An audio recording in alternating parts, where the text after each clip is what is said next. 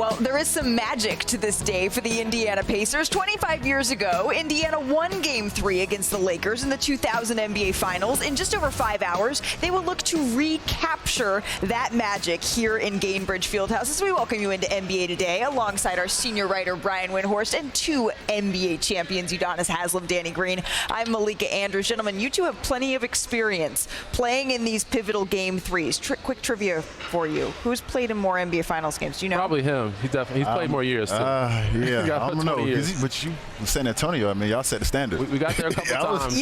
But barely. It's just by the hair on your chin. 28-24 for here, Danny Green. So you guys know, I mean, this game, right, it does not get more important outside of a closeout game when a series is tied up at 1-1 as this Game 3 tonight. And Tyrese Haliburton, he knows all about that. Just take a listen to how he's preparing. I'm not like superstitious or anything, but I feel like you just try to treat every game the same way, honestly.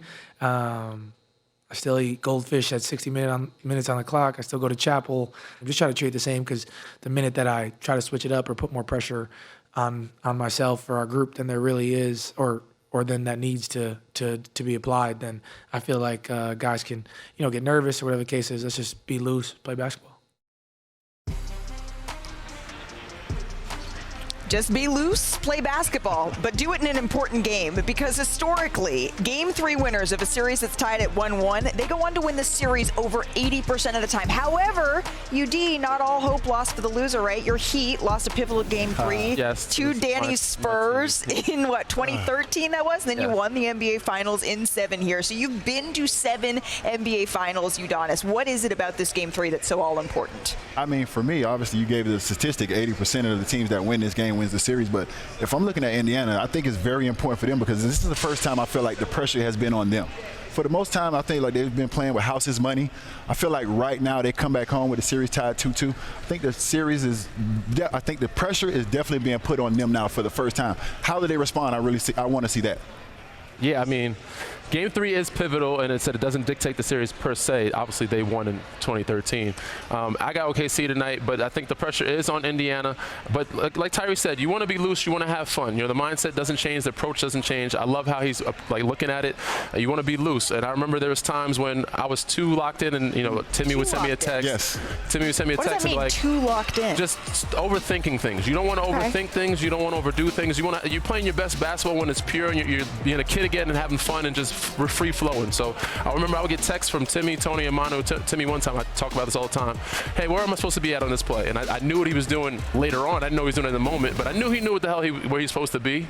But he's testing me to see where I'm at and see where my game focus is and how loose I am. So he just wanted to loosen me up. Don't think about it. You know what you're doing. Have fun, play the game, and be free. Whatever you did during the 2014 finals, he didn't miss for like 7 days. Yeah. You should be selling that to everybody in this arena tonight. And Udonis, you don't change a whole lot, right? When you're going into the Game 3 of the finals, everything is tried, tested, and true. NBA players are the most superstitious athletes, I believe, in the world.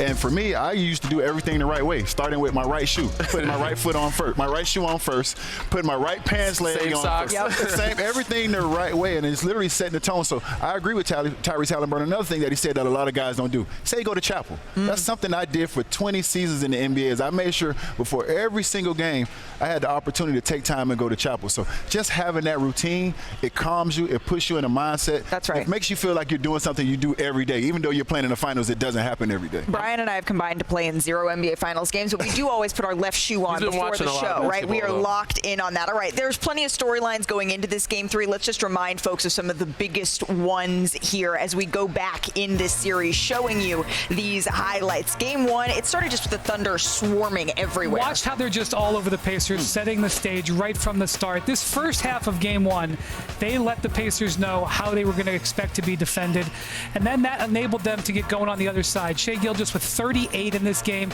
mid-range and then get into the basket. It's very hard to stay with them, but they didn't separate enough. So in the first half of Game 1, right, you see the turnovers here that the Indiana Pacers committed, but it didn't feel like the Oklahoma City Thunder fully capitalized on this here.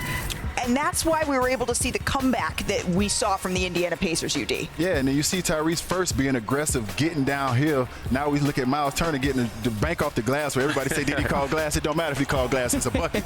Now we look at other guys. This is what I love, the others getting the ball. Obi getting the ball to Naismith right here. And then Nembhard going at his boy, his Canadian buddy, getting a bucket on him after he just pushed him against the and one. So the competitive nature of other guys getting involved is not just on him. And then we see the shot heard all around OKC right there to finish him off. And this is what it sounded like inside Gainbridge Fieldhouse, right here where we're sitting when they hit that shot. Yes, we haven't been in this situation, but it doesn't mean our character has to change or what we did last time. It's still basketball, it's still the game of basketball that we grew up playing. The rules don't change just because we're in the finals. This is where the MVP felt like he needed to step up and he could play better, and he certainly did that. 34 points, 5 rebounds, but it was an efficient 34. Yeah, Brian. he had fewer points in game 2, but he was much better. 34 points on 21 shots, 8 assists. That's the MVP that we got to see from the regular season. And he got everybody else going, Danny. Yes, and these are the others. These are the guys that they need to lean on, especially like a guy like Alex Caruso who's been there before. They don't have many veterans, but they're going to need those guys to step up, from Aaron Wiggins to Cason Wallace to Isaiah Hartenstein. Chet, he had a big game. Game 1, he really struggled a little bit, so Game 2, he picked it up, and that's what kind of got them this win. But here's what's strange. Both teams have struggled in Game 3s this postseason. The Pacers, they've lost all 3 of their Game 3s. That's despite going 12-1 in all other games during the Eastern Conference playoffs. The Thunder, meanwhile, they've gone 1-2. Their only win coming after falling behind by 29 in the first round. So, Chiney, Tyrese also told me he knows he needs to be better, right? Just looking at his shooting thus far in this series, he's shooting 50% from the field, as you can see. He's taken just 13 shots each game, over half of them threes. Who is making it so tough on him?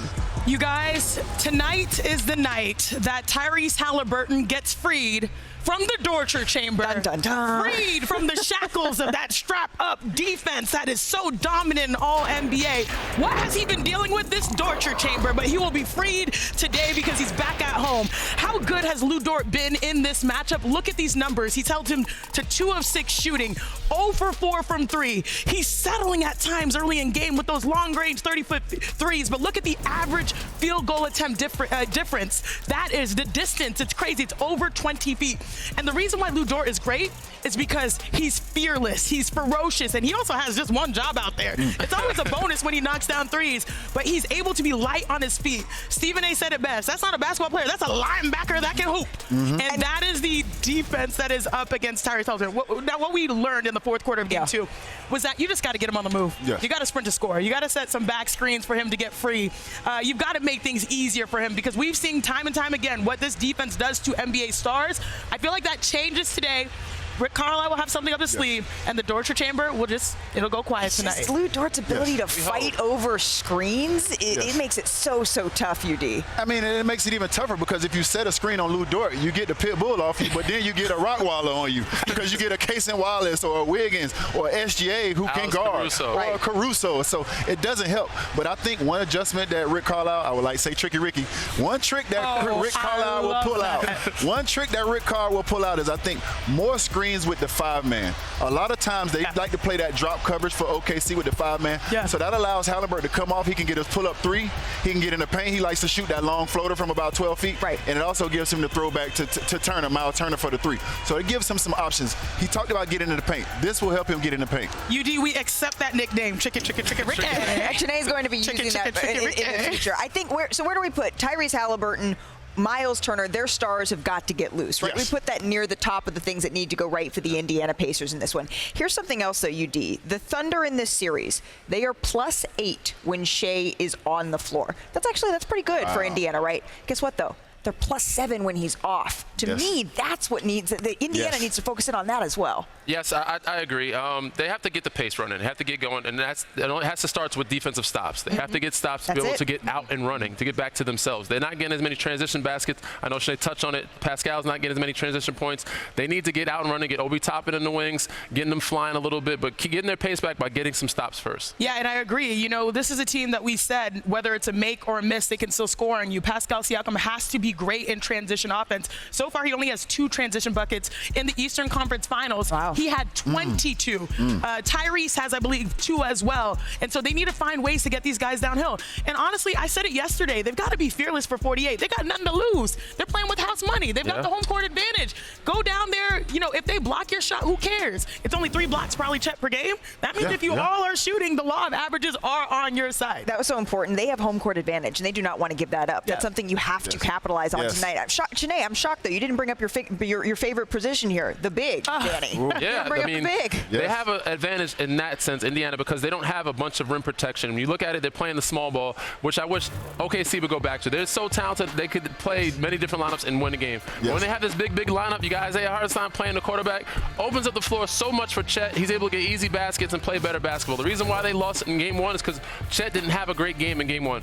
Game 2 was a little different. They only played 5 minutes. I wish they played more, but Isaiah's able to get out on the floor, contest Obi Toppin comfortably because he knows he has weak side help and Chet Holmgren behind him to block a shot like this. When you play these 2 bigs together, it gives you so much more dynamic defense and offense for Chet and Isaiah, but I don't know if OKC will go to this. Only played 5 minutes of this type of basketball, but I hope that they do.